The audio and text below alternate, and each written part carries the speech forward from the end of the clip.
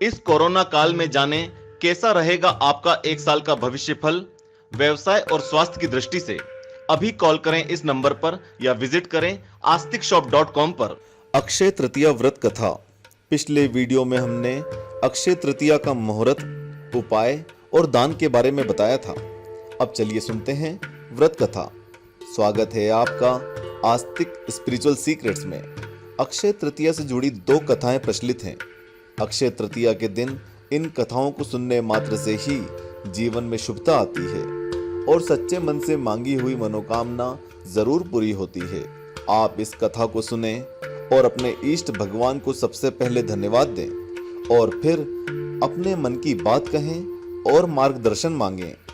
प्राचीन काल में सदाचारी और देव ब्राह्मणों में श्रद्धा रखने वाला धर्मदास नाम का एक वैश्य था।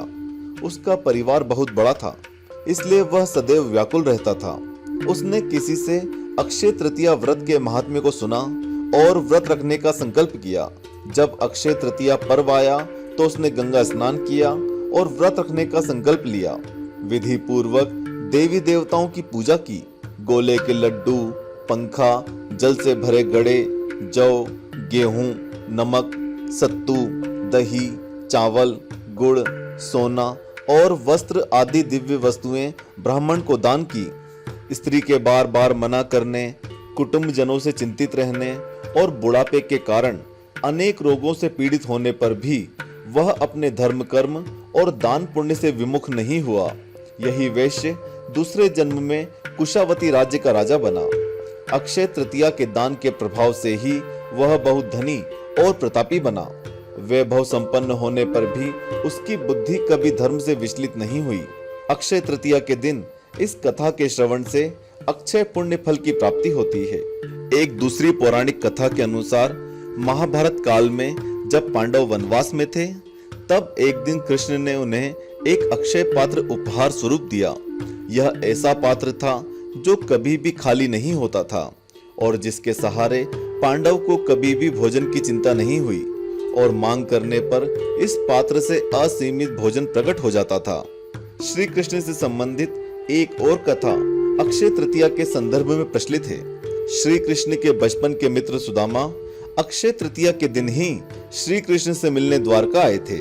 असल में सुदामा बहुत गरीब थे और श्री कृष्ण द्वारका के राजा।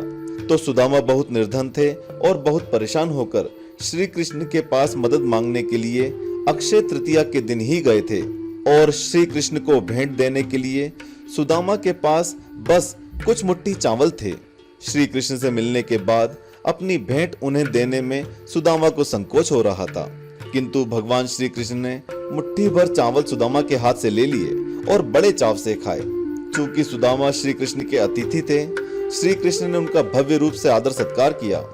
ऐसे सत्कार से सुदामा बहुत ही प्रसन्न हुए, किंतु जब आर्थिक मदद मांगने की बारी आई तो सुदामा संकोच में आकर कुछ बोले ही नहीं। ये विचार करते करते सुदामा अपने मन में ही बात को दबाए हुए वहां से अपने घर की ओर लौट चले। जब सुदामा अपने घर पहुंचे तो दंग रह गए। उनके टूटे फूटे झोपड़े के स्थान पर एक भव्य महल था और उनकी गरीब पत्नी और बच्चे नए वस्त्र आभूषण से सुसज्जित थे। सुदामा को यह समझते देर न लगी कि यह उनके मित्र और विष्णु अवतार श्री कृष्ण का ही आशीर्वाद है। यही कारण है कि अक्षय तृतीया को धन संपत्ति की लाभ प्राप्ति से जोड़ा जाता है। इस दिन अपने सामर्थ्य के हिसाब से किसी गरीब को कुछ न कुछ दान अवश्य करें।